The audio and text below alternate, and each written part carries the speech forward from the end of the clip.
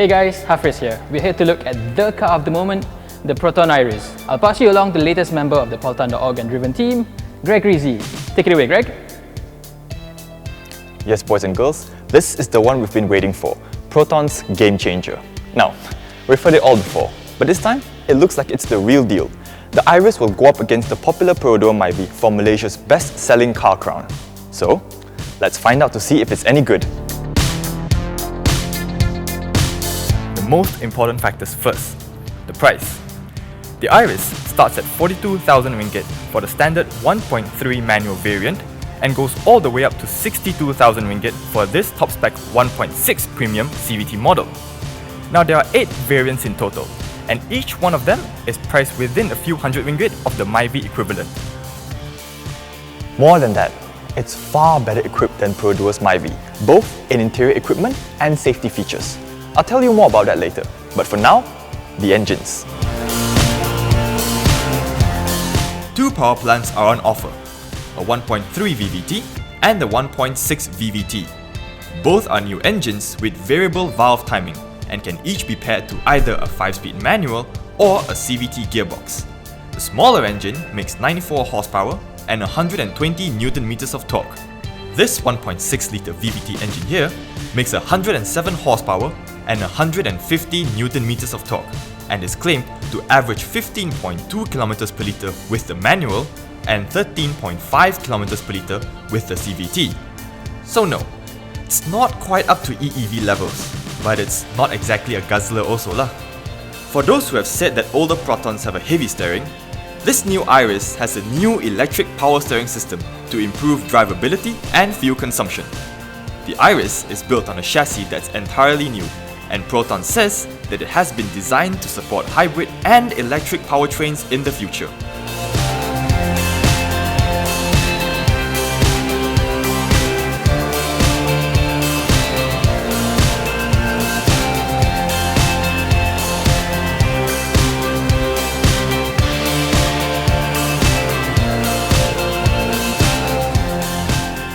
Now with numbers out of the way, let's get to the subjective side of things, the way it looks. For me, it's more than enough to seal the deal over the Myvi. There are projector headlamps across the range, and they even have this nice little Proton lettering on its side. The LED daytime running lights on this premium spec model are nicely integrated into the overall look. Now on models without the DRL, there's a nice plastic insert here, so it doesn't look like an underspec car. Now in that case, the positioning lamps, or small lights if you like, are located in this black slot over here. Another difference is of course the grille. It's finished in chrome here, but lesser models have it in silver. And of course the body kit, which is only available on premium and executive variants.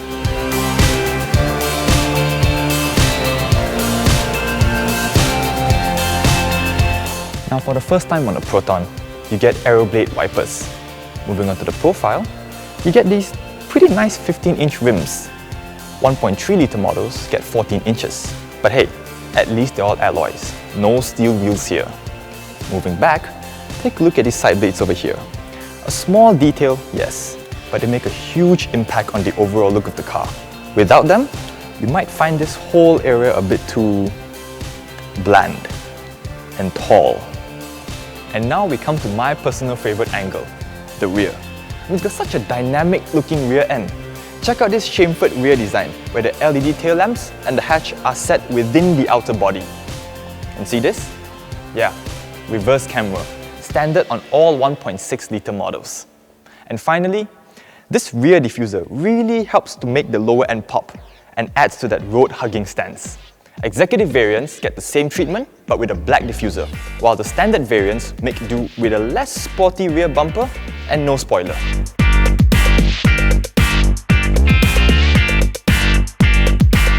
Now one of the issues with the Previa and the Suprema was that you can't open the boot from the outside. On this car finally, there's an external boot release. And better yet, premium models come with proper keyless entry. The first time ever on a Proton model.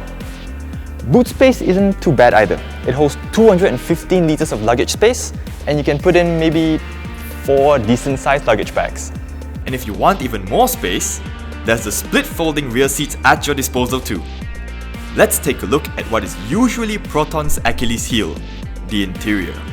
Inside the new Iriz, fit and finish has definitely improved over previous Proton models. Yeah, some of the plastics still feel a bit low rent, but hats off to Proton for really putting in the effort on improving the feel-good factor inside. It looks nice, with a good mix of colours and textures.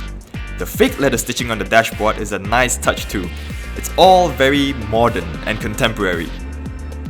As mentioned just now, the Iriz has a proper keyless system, so you can just keep the key in your pocket. That's only on the premium variant though. For all 1.6 litre models, you get a touchscreen unit with built-in GPS navigation. The Proton infotainment system runs an Android OS, basically an updated version of the one in the Suprema. Now compared to the old system, this one has a much nicer interface that's more user-friendly. Another standout feature is the two dedicated powered USB sockets by the handbrake lever. So you don't need an extra in-car chargers anymore to keep your phones and tablets powered. Overall interior space is also decent for a car of this size.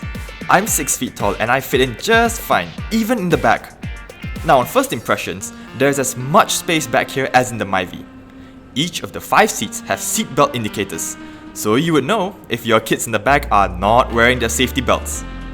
Up front, there's a clever sun visor extension to deal with our intense sunlight. They say it's the small things that make the difference, right? This Iriz has plenty.